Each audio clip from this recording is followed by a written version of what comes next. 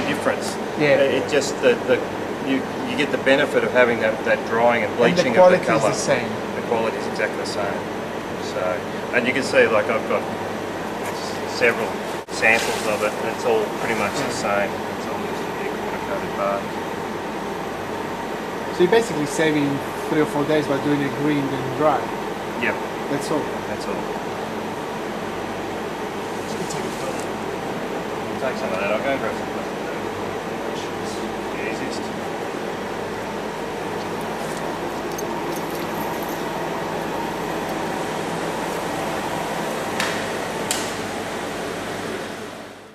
It looks ugly until you get through to the washing stage.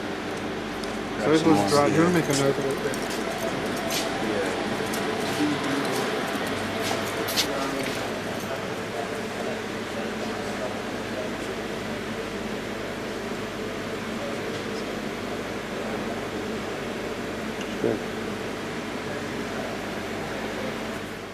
Leave that in the sun, let it dry, and then you were to bring it in here. It makes no difference unless you're leaving it in a point where it can get affected by rain. Because if it's affected by rain, then you can get bugs and so forth into it, and then you have trouble. And it's like hay when you cut hay in a paddock for feeding animals. So the advantage of being able to do the whole process in a day is basically speed for industrial reasons. It's not production. So the biggest killer is leaving it in a paddock. If you've got to leave it in a paddock for 5 days, you've got a production cycle. Yeah. So you can't go straight out of the machine. Yeah. You've got to go and pick it up again. So there's another step in there. So if you have fields, you just have the decorticator on the tractor, get it through, do the process, put it on the truck, have a central depot where you use machine in there, in the cotton machine and out, but have a central one to have one in every side. And the worst comes to worst is just we just want done if it's left. The other option that you have is you can let it stand in the field until it's fully mature. You've had your seed on it, and you go through once it's dried out, and you go through with your cutter and you cut it out, standing dead in most of the leaves have fallen off it. You seed off the top, and you harvest your seed. The stems go through the decorticator, and the fibre coming out of the back of that will also look like that. Did I misunderstand somebody? I can't remember who told me that the fibre is better, the quality will be better if it's taken at a certain age. When it's your diameter is smaller if it's taken at a certain age. Yeah, okay. So it is better to do it. The diameter of the fibre. Yeah, the diameter of the individual components in the fibre, they get fatter as so there is a stage, I think there was something about, is it male flowering or something? Just the male flowering stage. That's it, that's when you go at it. It's something to do with the fact that if you let it continue on, the seeds are then taking all the energy out of the plant. Okay. So the fibre diameter, what is the fibre diameter when it's at the finest? I haven't done that work. Is it similar to cotton or? I'm not sure. The work that we were doing, the optimum fibres that we were getting this to was about 19 micron diameter, and that was a mean fibre diameter, and you had a spread of about a CV of about 35 at that point. So less than wool? Well, no, most wool that they're spinning these days is around 18.5 micron. 18.5. Is the spread? What I mean is the spread less than wool. Spread's a little bit more than wool. More than wool. Yeah. Wool's generally got a CV of around 20. But Adrian said you can go. He did it somewhere, or somebody did it somewhere, a test or a trial. They've gone down to a 14. I've individualised them down to about 14.5, 15. But so that is with real significant work to get it down to that point, because there's a lot of work on residual gum content. I can evaluate how good that is by a residual gum content test where I rotate it in little pots. When we're getting to the end of the standard residual gum content test, we're doing sectioning of it, and you can still see fibres all bundled together. So I say, oh look, they're not getting residual gum. So we went through a series we've modified the residual gum content test with an ultrasonic bath step, and we could get individual fibres at the end of that. We're getting 14.5, 15 micron mean diameter fibres, and the CV had come down very significantly. It was down comparable to wool at that point. But the energy you've got to put in to get them to that separation level At the moment, it's just way too high. Could the process be developed further? Over time, definitely. I think that over time, I think we could definitely improve on what we have at the moment. At the moment, you're looking at about 7 or 8 months worth of work for 2 people. So if you were to put 3 years worth of work by 2 people into it, you'd see significant improvement on that again. And the biggest problem that you've got with hemp at the moment is there's just not the money in there in the research side of things to bring the steps forward. So you said so to beta that, you say how long? You said you need another year of research. I would be saying, depends how many people you throw at it. If you were to throw, like if somebody had to say to you, okay, come on, get on with it. How much? I would like. If I had to get on with it and do it in a 12-month period, then I'd have to probably have 5 or 6 people working on it. If I had full time on it, then you'd be able to then get it to. You get it finer, definitely. But not only that, you'd improve the process of it as well. Like the moment we've not. There's machinery that we could be building instead of these machines here, and instead of the standard cotton machine. There's maybe a machine that could go in the middle there that would significantly improve the process. Having money to develop that would make a big difference, and it's the same with the decorticator. Having money to develop that decorticator has stepped that step miles forward. There is a machine in here that's floating around in my head at the moment that I feel would take us from this stage through to something ready for the cotton side of things far better. But it's having the money to invest on that, having the people that can do the research. Oh, definitely. And it's a matter of over a 12-month period with the right machine and with the right people. I think you could step forward. I think you'd be going maybe 1 or 2 micron finer than that again, and at least pulling the CV down by 10%. I think that would be quite easy. But it's a matter of having the right equipment and the people working on that. But even so, with the stuff. With what you've got now, it can still go straight into the cotton. Well, that's the beauty. The stuff that you've got there, you can go straight into the cotton spinning. Yeah. But it's only a starting point. With the right amount of money put into it, you could go significantly better. So the things that you showed us last week that had been knitted, that was made from this. Yep. What we used to have in this building was a 50 kilogram package dye machine like this one here. And we processed it through that. We had a cotton spinning line at our plant in Brunswick, and we took it down there and ran it through that. Now, unfortunately, both of those pieces of kit are gone. Otherwise, I would be able to show you in a full batch. 2 years' time, I would be able to, because the CSIRO's cotton plant is moving on site here as well, and we'll have full access to it. And at that point, things will be a little bit easier. But I just think that there's a lot of development that could occur. That would take it a lot further forward. Okay. Dan, thank you. Thanks for putting on the machine. Yeah, that's thanks. okay. Really appreciate that. Sorry not to have them for you last week. So that's fine. You got everything you need? I have, yeah. Great. Today is March 3rd, Saturday, and we're just here at the shed where the machine is. That's some bales of hemp, and that is my decorticator machine. And this is the straw walker that it all falls onto. Must be underneath it, of course. Some more hemp down there, and then that's the tractor that runs it at the moment, a big tractor. One's bucketing that onto it. And these are more bales. And that's, which one is which of these? This is the D6. Right. And you stand up on that platform over there. Yeah. This sits up there. Right. And you just plonk the stems on there in this. Mm-hmm. This separates them the right amount. And they just fall in and they come out to good. Now what's this one? This is the D7. This is like a mini one of those. And this is the one we used the other day, isn't it? I think, when we're doing the... This is the one we used for the demonstration. Yeah, for the that's Canadian. right.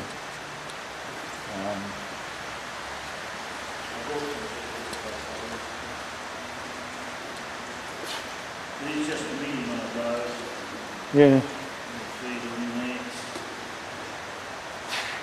good. Comes out like that. Yep. This is the tractor, 100 horsepower tractor. With what happens with the tractor is it has these 4 little power takeoffs here that work things for the straw walker. And working the main decorticator, we have the power takeoff that comes off this thing here, which is run through that pipe that we saw earlier. It provides all the power we need. And the farmer down there has 2 similar sorts of tractors, a bit bigger, so we're not expecting any trouble with being able to do things. That's the thing that does the power takeoff, and the thing at the back. It's Adrian and Clarke there. These are the 12 bales from Phil Warner. Much better condition than the other ones at the front of the shed, and they look like they'll work fine. 1, 2, 3 there. 4, 5, 6, 7, 8, 9, 11, 12.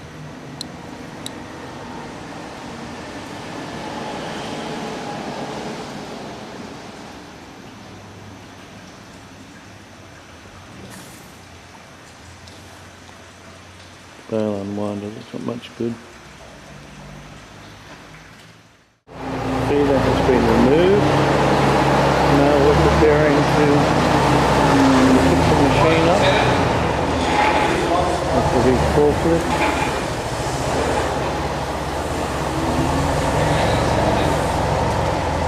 And carry it out.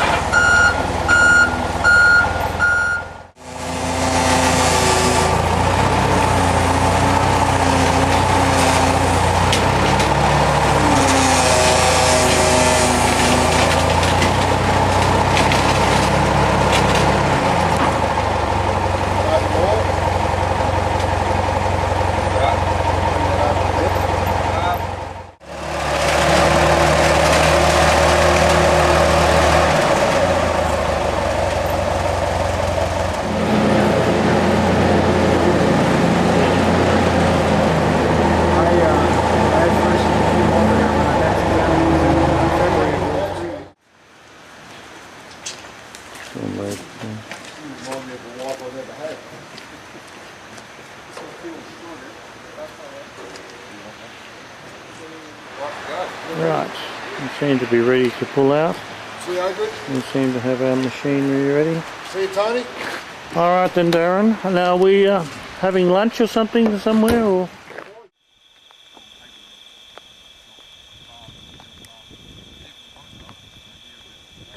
This is the crop.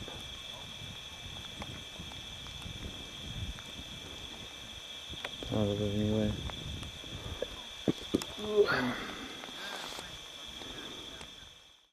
Oh, we're connected up with the tractor and everything now, ready to go. Hello, Adrian. Yeah. Screen. 500, no, yeah, no, it's 1,000 RPM. 1,000. Is this 1,000 or 540?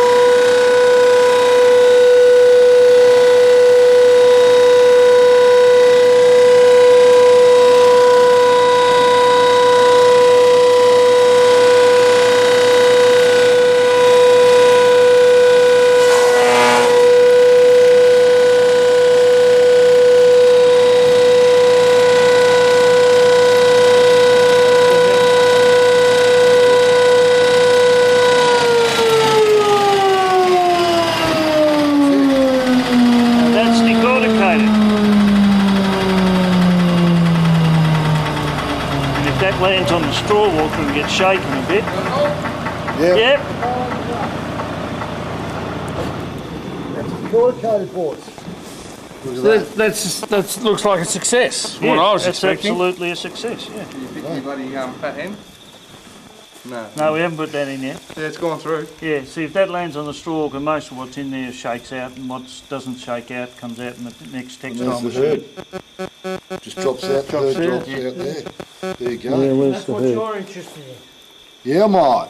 It's all green shit in there. Just because of all the leaves and stuff. All the leaves and stuff get chopped up in the same way. Yeah. The thing that I question, this is so moist, Where's, see the... and you've got to put it into a bag and seal it right away. Yeah, you could do that. Yeah. Probably Chopped up. When it's an immature crop, it's even wetter than this, and you can squeeze out vast amounts of sap, which you can then add a yeast to and turn into a very nice beer. Now, if the crop was fatter, say half an inch, the herd spit out and you got that. That's right. There you go. So we're not going to get much herd, so to speak. You get fibre. Fibre. Fuck all. See how much herd we actually get. Do you know what I mean? Yeah. Now, if this was an immature crop, that herd would break more readily. And that's the mature. Really? Knitting that fast. 24 hours. Well, it stripped it right back to the root. Yeah, that's right. That's green. Well, all this is fun, and what are we going to do with it?